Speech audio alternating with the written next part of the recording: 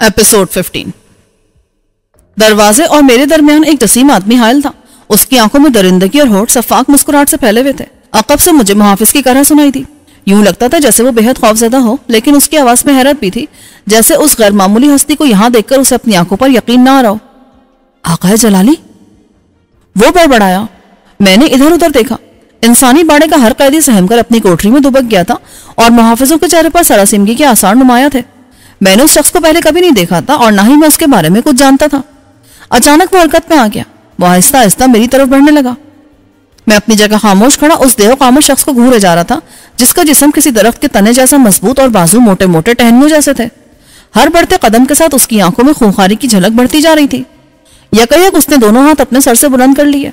اسی لمحے انسانی باڑا محافظوں کی للکار سے گونج اٹھا۔ آقا جلالی! وہ بیک وقت چلائے اور میں نے متحیر نگاہوں سے دیکھا۔ وہ سب کے سب گھٹنوں کے بل جھکتے جا رہے تھے۔ اس سے پہلے کہ مجھے صورتحال کا اندازہ ہوتا، میں نے آقا جلالی کا دایاں ہاتھ اپنی کھوپڑی کی طرف گرتے دیکھا۔ ایک لمحے کے لیے مجھے یوں لگا جیسے میرے سر پر کسی وزنی کلہاڑے کی چوٹ پڑی ہو اور میری کھوپڑی ان گنت ٹکڑوں میں تقسیم ہو گئی ہو۔ میری آنکھوں کے سامنے اندھیرے اتر آئے اور میرا وجود انہی اندھیروں میں ڈوبتا چلا گیا۔ میں نے زور سے اپنا سر جھٹکا، لیکن تاریکیوں نے ذہن پر کچھ اس طرح پنجے گاڑ رکھے تھے کہ انہیں محض جھٹکنے سے دور نہیں کیا جا سکتا تھا۔ کھوپڑی پر پڑنے والی ضرب نے مجھے ایک آدھ تارا نہیں بلکہ پوری کہکشاں دکھاتی تھی۔ زمین سے ٹکراتے وقت جو تھوڑی بہت شعوری کیفیت باقی رہ گئی تھی، اس کے تحت میں نے خود کو لڑکھنیاں کھانے کے انداز میں متحرک کر لیا۔ یہ حاضر دماغی میرے کام آ گئی، ورنہ جلالی کی دوسری ضرب مجھے تقسیمی کر ڈالتی۔ لڑکھنیاں کھانے کا یہ عمل میرے لیے یوں بھی فائدہ مند ثابت ہوا کہ میرے اور آقا جلالی کے درمیان کچھ فاصلہ پیدا ہو گیا۔ جب تک اس نے یہ فاصلہ طے کیا، میں نہ صرف سنبھل کر اٹھ گیا بلکہ اس کے اگلے حملے کے لیے بھی تیار ہو چکا تھا۔ میں مارشل آرٹس کا ماہر ہونے کے باوجود اب تک قدیم طرز حرب اپنانے پر مجبور تھا۔ اگر ایسا نہ کرتا تو یقیناً میری شخصیت ان کے لیے ایسے تجسس کا باعث بن جاتی جو میرے لیے مہلک بھی ثابت ہو سکتا تھا۔ یہی وجہ تھی کہ میں اپنے تربیت یافتہ جسم کی پھرتی اور طاقتی استعمال میں لاتا اور داؤ پیچ انہی جیسے اختیار کرتا تھا۔ جلالی انسان نہیں درندہ تھا۔ اس کی دہکتی ہوئی آنکھیں حریف کو یقیناً احساس کمتری کی دلدل میں گرا کر بے بس کر دیتی ہوں گی۔ میں نے کنکھیوں سے ادھر ادھر دیکھا۔ سرنگو محافظ اب سیدھے ہو کر حیرت سے منہ پھاڑے میری طرف دیکھ رہے تھے۔ انہیں گویا یقین نہیں آ رہا تھا کہ کوئی شخص آقا جلالی کے کلہاڑے جیسے ہاتھ کی ضرب کھا کر زندہ بھی رہ سکتا ہے۔ میں اس کی آنکھوں میں دیکھتا رہا۔ مجھے حیرت ہے کہ خادم اعظم نے تم جیسے بزدل کو کہاں چھپا کر رکھا تھا؟ میں نے زہر خند لہجے میں کہا۔ بہرحال سامنے آئے ہو تو تمہیں مایوس نہیں کروں گا۔ وہ رک گیا۔ انداز سٹک جانے جیسا تھا۔ میری بات نے غالباً اسے میری قوت ارادی اور خود اعتمادی کی انتہا سے آگاہ کر دیا تھا۔ شاید اسی لیے اب وہ اندھا دھند مجھ پر چڑھ دوڑنے سے باز رہا تھا۔ اس نے میری بات کا کوئی جواب نہ دیا۔ میں نے کہا، میں دشمنی کا تعین کیے بغیر لڑنا پسند نہیں کرتا۔ بتاؤ تم کون ہو اور تمہیں مجھ پر ہاتھ اٹھانے کی جرات کیوں کر ہوئی؟ وہ ہنس پڑا۔ اس کا قہقہہ سارے جہاں کی صفاکیوں کا مظہر تھا۔ اسے بتاؤ میں کون ہوں؟ اس نے شاید پہلے کبھی میرا نام نہیں سنا۔ اس نے ایک محافظ سے کہا۔ میں نے اسے نگاہ میں رکھتے ہوئے اس محافظ کی طرف دیکھا جسے جلالی نے تعارف کرانے کی ذمہ داری سونپی تھی۔ یہ آقا جلالی خادم اعظم کے خاص شہزور ہیں اور انہیں آسوری قبیلے میں طاقت کے دیوتا کا درجہ حاصل ہے۔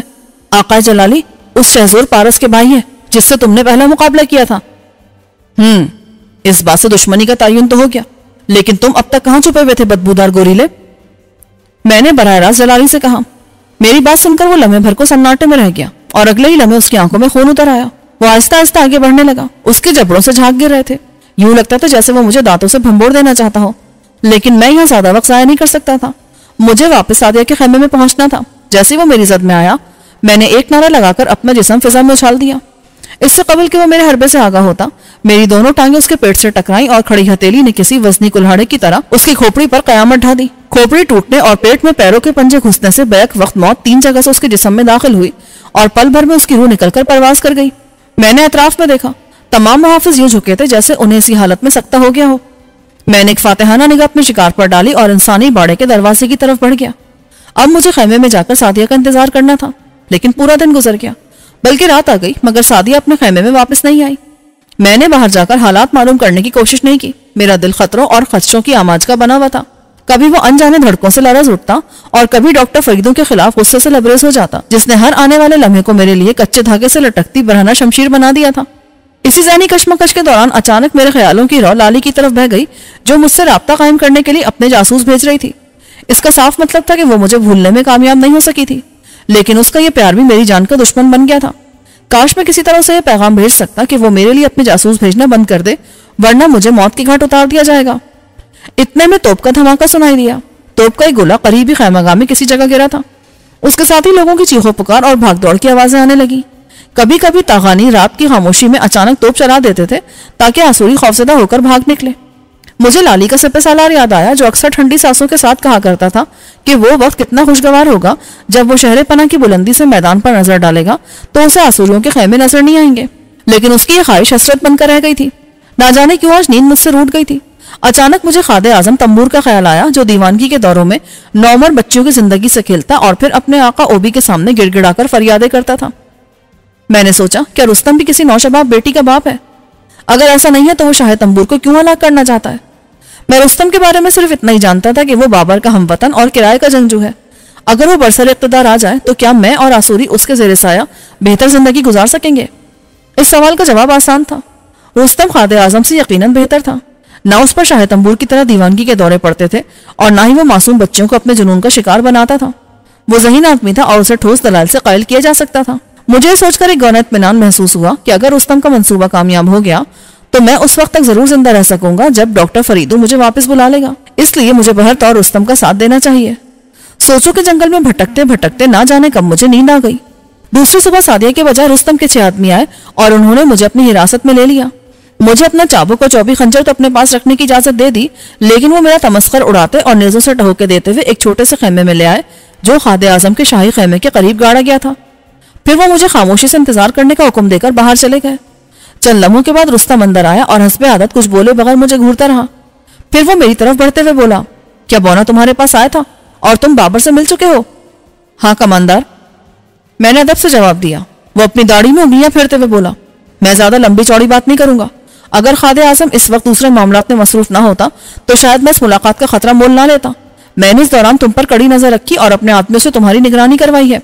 تم اپنی آنکھیں اور کان کھلے رکھنے والے آدمی ہو۔ تمہیں غلام کی بھی بہت اچھی اداکاری کر رہے ہو، مگر تم مجھے بے وقوف نہیں بنا سکتے۔ تم نے آقا جلالی کو جس انداز میں حق نشی کیا ہے وہ اس صدی کا سب سے عجیب واقعہ ہے۔ جن محافظوں نے وہ منظر دیکھا ہے وہ اب تک اپنے حواسوں میں نہیں آئے۔ بہرحال تم مجھے صاف صاف بتا دو کہ تم میرا ساتھ دو گے یا نہیں۔ یہی وہ گھڑی تھی جب رستم سے سودے بازی کی جا سکتی تھی۔ میں نے نرمی سے کہا، اگر معاملہ شاہ تنبور کو ہلاک کرنے کا ہے تو میں تمہارے ساتھ ہوں، لیکن میں یہ ضرور جاننا چاہوں گا کہ اس کے بعد میرا مستقبل کیا ہوگا۔ تمہیں آزادی کے ساتھ ساتھ عہدہ بھی ملے گا سرفروش۔ تم میرے نائب بنو گے اور اگر تمہارا تاوان ادا کر دیا گیا تو تمہیں تاغان جانے کی اجازت بھی دے دی جائے گی۔ حالانکہ یہ تاوان والی بات میرے پلے نہیں پڑتی۔ ویسے میں چاہتا ہوں کہ تم میرے ساتھ رہو۔ میں نے تمہیں پہلے شہزور سے مقابلہ کرتے دیکھا۔ مجھے تم جیسے بہادروں کی ضرورت ہے، لیکن تمہاری ذات میرے لیے پراسرار بھی ہے۔ خیر، اس سلسلے میں بعد میں بات کریں گے۔ فی الحال مجھے صرف یہ بتاؤ کہ تم میرا ساتھ دے رہے ہو یا نہیں؟ مجھے اپنا ساتھی سمجھو کماندار۔ تو پھر غور سے سنو، میں چند لمحوں کے بعد تمہیں شاہ تنبور کے پاس لے جاؤں گا کہ اس بہانے میں نے تم سے ملاقات کا موقع نکالا ہے۔ میرا خیال ہے کہ تمہیں وہاں کوئی خطرہ درپیش نہیں ہوگا کیونکہ سعدیہ تمہاری وکالت کے لیے وہاں موجود ہوگی۔ اور سنو، شاہ کو تیش مت دلانا۔ اپنی دیوانگی کے دوروں میں اسے خطرے کا احساس نہیں ہو پاتا، اور اگر ہم محتاط رہیں تو اسے کبھی محسوس نہیں ہوگا کہ وہ لقمہ اجل بننے والا ہے۔ البتہ سعدیہ بڑی کائیاں ہیں، اسے 2 روز تک اندھیرے میں رکھنا بے حد ضروری ہے، لہٰذا 2 دن تک تمہیں اس طرح اس کے ساتھ رہنا ہے کہ اسے اپنی بھی خبر نہ رہے۔ تم میرا مطلب تو سمجھتے ہو نا؟ میں تو سمجھتا ہوں، لیکن اگر اس دوران وہ میری ضرورت محسوس نہ کرے تو کیا ہوگا؟ تو تمہیں خود ہی اس کے لیے کچھ نہ کچھ کرنا ہوگا۔ کم سے کم خادم اعظم کے جشن تک اسے گرد و پیش سے بے خبر رہنا چاہیے۔ اس کے بعد اس کی کوئی اہمیت نہیں رہے گی۔ اب میرے منصوبے کی تفصیل بھی سن لو۔ وہ سرگوشی میں مجھے تفصیل بتانے لگا۔ بات ختم کرتے اس نے بڑے زور سے میرے جبڑے پر مکہ رسید کیا اور بولا، یہ اس لیے ضروری تھا کہ تمہارے ہونٹوں سے رسنے والا خون تاخیر کا جواز بن سکے۔ شاہ تنبور کے سمجھے کہ تم سے حقیقت اگلوانے کے لیے سختی کی گئی ہے۔ آؤ میرے ساتھ۔ رستم اور اس کے 6 آدمی مجھے لے کر خادم اعظم کے شاہی خیمے کی طرف چل دیے۔ ان آدمیوں نے رستم کے ساتھ جینے مرنے کی قسمیں کھا رکھی تھی اور میں نہیں جانتا تھا کہ اس کے ساتھ ایسے اور کتنے آدمی ہیں۔ خادم اعظم کے خیمے سے موسیقی کی آواز آ رہی تھی، لیکن جب ہم خیمے میں داخل ہوئے تو وہ تقریباً خالی تھا۔ ایک کونے میں چند سازندے بیٹھے ساز بجا رہے تھے اور دوسرے کونے میں شاہ تنبور کے آدمیوں کے درمیان ایک تاغانی قیدی زنجیروں میں جکڑا کھڑا تھا۔ خادم اعظم اور اس کی بہن سعدیہ معمول کے مطابق اپنی اپنی نشستوں پر بیٹھے تھے، مگر آج شاہ تنبور کے دائیں جانب بھی کرسی رکھی تھی جس پر 12-13 سالہ ایک حسین لڑکی براجمان تھی۔ اس کا اداس چہرہ اور بھاری پپوٹے بتاتے تھے کہ وہ روتی رہی ہے۔ جب میں خادم اعظم کے تخت کی طرف بڑھا تو مجھے دیکھ کر سعدیہ کی آنکھوں میں جگنو سے چمک اٹھے، مگر جلدی وہ دوسری طرف دیکھنے لگی۔ خادم اعظم کے قدموں میں ماردوں سب سے بے نیاز حسب معمول 4 رنگین گولے اچھالنے میں مصروف تھا اور اس کے ہونٹوں پر مسکراہٹ پھیلی تھی۔ خادم اعظم مجھے دیکھتے آگے کو جھکا اور اپنی داہنی آنکھ مجھ پر گاڑ دی جو انگارے کی طرح سرخ ہو رہی تھی۔ اس نے مجھ سے کہا، وہ ملعون ملکہ ہوشی تمہیں بھول نہیں سکے سرفروش، اس نے تمہیں ہماری قید سے نجات دلانے کے لیے اس جاسوس کو یہاں بھیجا ہے۔ تم اس سلسلے میں کیا جانتے ہو؟ میں اس سلسلے میں کچھ بھی نہیں جانتا عالم پناہ، میں نے ادب سے جواب دیا۔ خادم اعظم اپنے مکروہ دانتوں کی نمائش کرتے ہوئے مسکرایا اور بولا، یہ جاسوس بھی یہی کہتا ہے کہ تم اس معاملے میں ملوث نہیں ہو، لیکن رستم کو تم پر اعتماد نہیں ہے اور اس نے مجھے مشورہ دیا کہ میں تم سے براہ راست استفسار کروں۔ اس جاسوس کو سامنے لاؤ۔ خادم اعظم کا حکم سنتے اس کے سپاہی زنجیروں میں جکڑے ہوئے طاغانی جاسوس کو دھکے دیتے اور کھینچتے ہوئے اس کے سامنے لے آئے۔ خادم اعظم مجھ سے بولا، کیا تم نے اس آدمی کو پہلے کبھی دیکھا سرفروش؟ کیا تم اسے جانتے ہو؟ نہیں عالم پناہ، میں نے کہا اور بے بس طاغانی کی طرف دیکھا جس نے جنگ میں کام آنے والے کسی آسوری کا لباس پہن رکھا تھا اور اس کا حلیہ بدلنے کے لیے بھی کسی آسوری کی داڑھی کے بال کاٹ کر اس کے رخساروں اور تھوڑی پر چپکا دیے گئے تھے، مگر اب وہ بال کہیں کہیں سے اکھڑ چکے تھے۔ کیا تم نے بھی اسے پہلے کبھی دیکھا طاغانی گیدڑ؟ شاہ تنبور نے غرا کر پوچھا۔ جاسوس نے ایک نظر مجھ پر ڈالی اور بولا، ہاں میں نے عظیم سردار سرفروش کو دیکھا ہے، اسے ملک فارس سے بھیجا گیا تھا، اس نے تمہارے سورما کو شکست دی مگر گھوڑے سے گر کر گرفتار ہو گیا۔ مجھے اس سے ملنے اور فرار کا منصوبہ بنانے کی ہدایت کی گئی تھی، لیکن میں اس سے ملنے اور بات کرنے سے پہلے ہی پکڑا گیا۔ جاسوس نے یہ بیان دے کر خود اپنی موت کو دعوت دے دی تھی۔ وہ دم لینے کو رکا اور پھر بولا، مجھ سے وعدہ کیا گیا تھا کہ اگر میں سچ بتا دوں گا تو مجھے اذیت پہنچا کر نہیں مارا جائے گا، اس لیے اس وعدے پر عمل کیا جائے۔ میں نے تجھ سے ایسا کوئی وعدہ نہیں کیا تھا بدبخت۔ خادم اعظم شیر کی طرح دھاڑنے لگا، آپ کے آدمیوں نے تو وعدہ کیا تھا۔ جاسوس نے گھبرا کر یاد دہانی کرانے کی کوشش کی۔ اس سے پہلے کہ خادم اعظم اسے کوئی جواب دیتا، سعدیہ میری طرف دیکھتے ہوئے اپنے بھائی کی طرف جھکی اور بولی، اب تو یہ بات بالکل واضح ہو گئی ہے برادر عزیز کہ سرفروش نے فرار کا کوئی منصوبہ نہیں بنایا، اس لیے اسے دوبارہ میرے حوالے کر دیا جائے، یہ غلام ہے میرا۔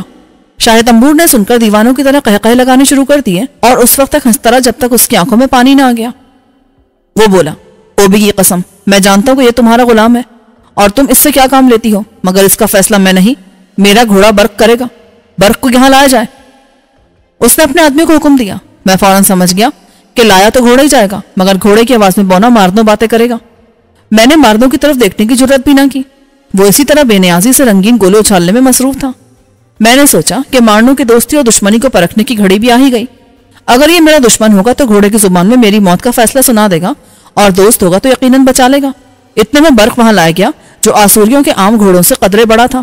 گھوڑا سازوں کی آوازوں سے ذرا بھی متاثر نہ ہوا۔ ایک سیاہ فام غلام نے برق کی باغ تھام رکھی تھی اور وہ اسے تخت کے قریب لے گیا۔ خادم اعظم نے جھک کر اس کے عیال پر ہاتھ پھیرا اور بولا، اے میرے میدان کارزار کے ساتھی، میرے پیارے برق، تمہیں ان آدمیوں کی تقدیر کا فیصلہ کرنا ہے۔ پہلے اس طاغانی گیدڑ کے متعلق بتاؤ کہ یہ مجرم اور سزاوار ہے یا نہیں۔ سیاہ فام غلام نے ہلکے سے باگ کھینچی تو گھوڑے نے اس بات میں سر ہلایا اور اس کی باچیں کھل گئیں۔ اگرچہ ماردوں کے ہونٹ بند تھے لیکن گھوڑے کی نہٹ جیسی آواز اس کے حلق سے نکلی، یہ طاغانی مجرم ہے۔ خادم اعظم کسی بچے کی طرح خوش ہو کر تالیاں بجاتے ہوئے بولا، میں تم سے متفق ہوں برق، اور جانتا ہوں کہ اس کی سزا موت ہے، مگر اسے آسان موت ملنی چاہیے یا اذیت ناک۔ میں یہ سوچ کر ہی لرز گیا کہ ماردوں اس سوال کا وہی جواب دے گا جو خادم اعظم چاہتا تھا۔ وہ لب ہلائے بغیر گھوڑے کی آواز میں بولا، اسے اذیت ناک موت ملنی چاہیے مالک، اس نے اپنے جرائم کا اعتراف کیا ہے تو اسے سزا بھی بھگتنی چاہیے۔ میں نے بے اختیار ماردوں کی طرف دیکھا مگر وہ اسی طرح گولے اچھالنے میں مصروف تھا۔ اور اب سرفروش کے متعلق تمہارا کیا فیصلہ ہے برق؟ کیا یہ اتنا ہی معصوم اور بے گناہ ہے جتنا میری بہن اسے سمجھتی ہے اور یہ خود کو ظاہر کرتا ہے؟ گھوڑا یعنی ماردوں خاموش رہا، اگرچہ اس کی خاموشی کا یہ وقفہ صرف چند لمحوں تک محدود تھا، لیکن یہ چند لمحے مجھ پر موت سے زیادہ بھاری گزرے۔ پھر ماردوں کے غیر متحرک ہونٹوں کے باوجود گھوڑے جیسی ہنہناتی ہوئی آواز نکلی، سرفروش احمق نہیں ہے مالک کہ ایسا کوئی منصوبہ بنائے، یہ تو اپنے تاوان کا منتظر ہے جو اسے آزادی دلائے گا۔ آپ کی بہن نے اس معاملے میں سچ کہا ہے عالم پناہ، سرفروش کو اس جرم کی سزا نہیں ملنی چاہیے جس کا وہ مرتکب نہیں ہوا۔ یہ سن کر میری جان میں جان آئی۔ خادم اعظم سعدیہ کی طرف پلٹا، میرا برق تم سے متفق ہے، کیا تم اس کے تھان پر جا کر اسے مٹھائی کھلاتی رہی ہو؟ یہ کہہ کر وہ بےہودہ انداز میں ہنس پڑا۔ سعدیہ نے بھی قہقہہ لگایا اور بولی، آپ نے برق سے فیصلہ لے کر بڑی دانشمندی سے کام لیا برادر عزیز، ہو سکتا ہے آپ کا گھوڑا ہم دونوں سے زیادہ عقل مند ہو۔ خادم اعظم نے ہاتھ بلند کرتے ہوئے کہا، سرفروش مجرم نہیں ہے، میں اسے دوبارہ سعدیہ کی تحویل میں دیتا ہوں اور اس طاغانی کو اسی وقت قتل گاہ لے جاؤ، پھر وہاں ان سب لوگوں کو اس کی موت کا دلچسپ تماشا دیکھنے کے لیے بلا لو جو کسی اہم کام میں مصروف نہ ہو۔ اب میں خادم اعظم کا قیدی نہیں بلکہ دوبارہ سعدیہ کا غلام بن گیا تھا۔ جب وہ اپنے محافظوں اور کنیزوں کے جلوے میں اپنے خیمے کی طرف جا رہی تھی تو میں بھی چند قدم پیچھے چلتا رہا۔ خیمے کے قریب پہنچ کر اس نے محافظوں اور کنیزوں کو رخصت کر دیا اور میرے پاس آ کر بولی، تم موت کی دہلیز تک پہنچ گئے تھے سرفروش، میری سمجھ میں نہیں آتا تھا کیا آخر میں تمہیں بچانے کی اتنی کوشش کیوں کرتی ہوں؟ کیونکہ میں آپ کا غلام ہوں اور آپ کو ہمیشہ خوش رکھنے کی کوشش کرتا ہوں خاتون محترم۔ شاید یہی بات ہے، لیکن اگر تم زیادہ مصیبت میں پھنس جاتے تو مجھے خوش نہیں رکھ سکتے تھے۔ اس معاملے میں میرا کوئی قصور نہیں تھا خاتون گرامی۔ ہاں، مگر رستم کیوں مصر تھا کہ تم سے ضرور پوچھ گچھ کی جائے؟ یہ آدمی میری سمجھ سے بالاتر ہوتا جا رہا ہے۔ میں تمہیں حکم دیتی ہوں کہ جب بھی موقع ملے رستم پر نظر رکھو، لیکن اسے یہ احساس نہ ہونے پائے کہ اس کی نگرانی کی جا رہی ہے۔ میں جاننا چاہتی ہوں کہ وہ کیا کرتا ہے، کہاں جاتا ہے، کس سے ملتا ہے اور کیا باتیں کرتا ہے۔ میں نے اشتیاق ظاہر کرتے ہوئے مؤدبانہ انداز میں کہا، لیکن اس پر نظر رکھنے کے لیے مجھے آنے جانے کی اجازت درکار ہوگی خاتون۔ میں زنان خانے میں رہ کر اس پر نظر نہیں رکھ سکوں گا۔ میں جانتی ہوں، میں اس کا بندوبست کر دوں گی، مگر یاد رکھو۔ اس نے مقتل کی طرف اشارہ کرتے ہوئے بات جاری رکھی، اگر تم نے میرے ساتھ کوئی چال چلی تو اس تاغانی کی اذیتناک موت اس موت کے مقابلے میں نہایت آسان ہوگی جو تمہارے حصے میں آئے گی۔ اس رات میں نے خدمت گزاری کی انتہا کر دی۔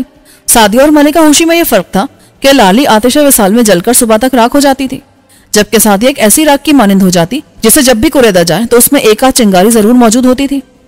تم نے مجھے انوکھے جذبے سے روشناس کرایا سرفروش۔ میں ان جذبوں سے آشنا نہیں تھی، میری رفاقت میں بہت سے لوگ آ چکے ہیں۔ تمہارا حریف شہزور پارس جو تمہارے ہاتھوں مارا گیا وہ بھی میرا رفیق رہ چکا ہے۔ شاید یہ بات تمہارے لیے حیرت انگیز ہو، لیکن یہ حقیقت ہے کہ شاہ افشار بھی میری محبت کا دم بھرتا رہا ہے۔ اگر وہ صرف ایک ہفتہ مزید زندہ رہ جاتا جیسا کہ اس نے وعدہ کیا تھا، وہ ہم پر تاغان کی شہر پناہ کا دروازہ کھول دیتا۔ میری سمجھ میں نہیں آتا کہ وہ میدان جنگ میں کیسے مارا گیا۔ ہم نے اپنے لشکریوں کو ہدایت کی تھی کہ کوئی اس پر حملہ نہ کرے، اور کسی کو جرت نہیں ہو سکتی تھی کہ وہ حکومت عدولی کرتا، مگر اس کے باوجود شاہ افشار مر گیا اور میرے سارے منصوبے خاک میں مل گئے۔ فصیل آج بھی سد راہ بنی ہوئی ہے، اور میرا بھائی آج بھی اس توپ کے حصول کے لیے تڑپ رہا ہے۔ اگر مجھے معلوم ہو جائے کہ شاہ افشار کو کس نے مارا تھا تو میں اس کے ساتھ وہی سلوک کروں گی جو آج تاغانی جاسوس کے ساتھ کیا گیا ہے۔ میں خاموشی سے اس کی باتیں سنتا رہا۔ صرف لالی اور میں ہی جانتے تھے کہ شاہ افشار کو کس نے ہلاک کیا تھا۔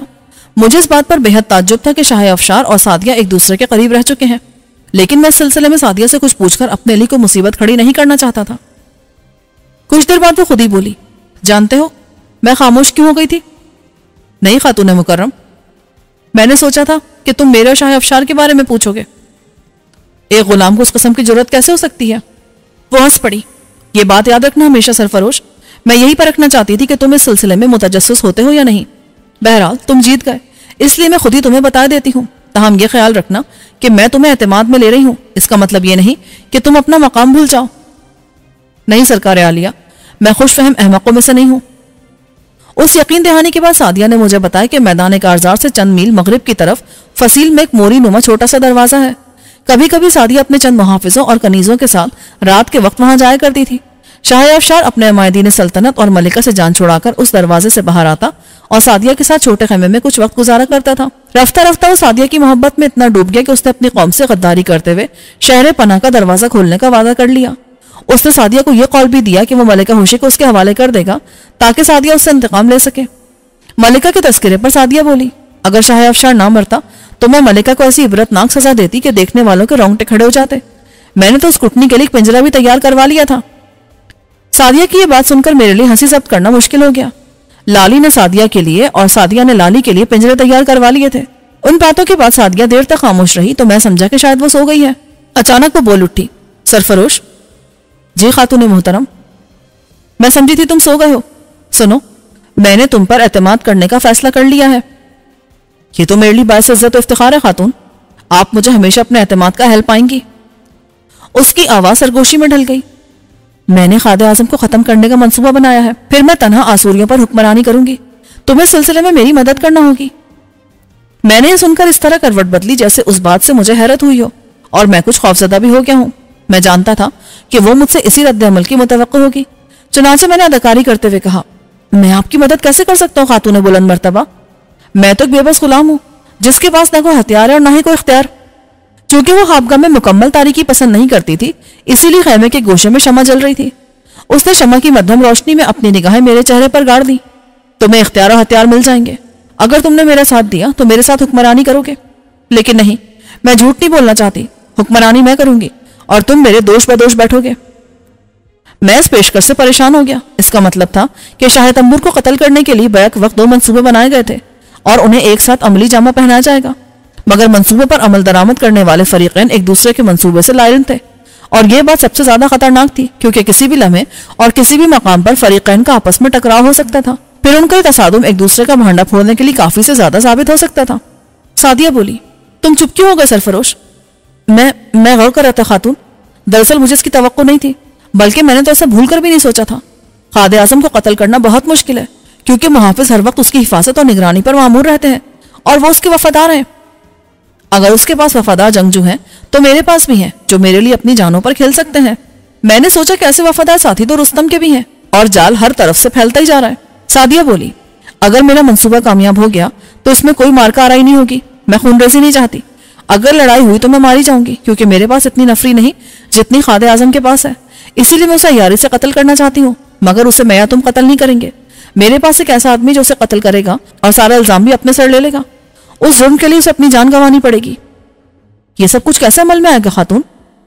تم مارنو کو جانتے ہو، قائد اعظم کا مسخرہ؟ مارنو کا نام سن کر میرے رونگٹے کھڑے ہو گئے۔ اگر وہ سعدیہ کا ساتھی ہے تو پھر میری اور رستم کی جان اس کی مٹھی میں تھی۔ زیادہ مت سوچو سرفروش، وہ بونا میرا ساتھی ہے۔ وہ اگرچہ اپنے آپ کو قائد اعظم کا وفادار ظاہر کرتا ہے لیکن کسی بنا پر وہ میری وفاداری کے لیے مجبور ہے۔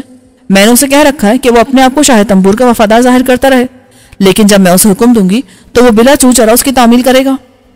میں سب سن کر دنگ رہ گیا۔ وہ بونا مسخرہ بیک وقت کس کس سے کھیل رہا ہے؟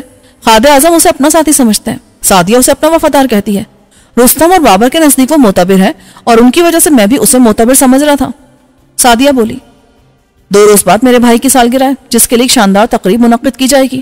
اس تقریب میں مارنو سے قتل کر دے گا، میں اسے قائد اعظم کے قتل پر مجبور کر دوں گی، اور یہی وہ وقت ہوگا جب مجھے تمہاری مدد درکار ہوگی۔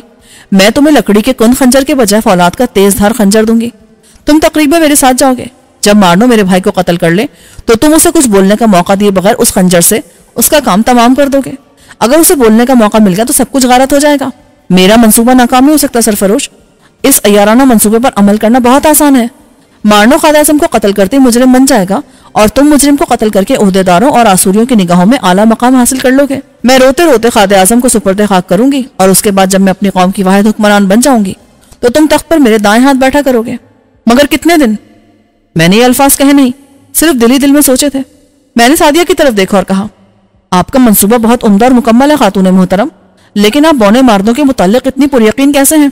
اس یقین کی وجہ میں تمہیں نہیں بتا سکتی، تمہارے لیے صرف اتنا جان لینا ہی کافی ہے کہ وہ میرے کہنے پر قائد اعظم کو ضرور قتل کر دے گا۔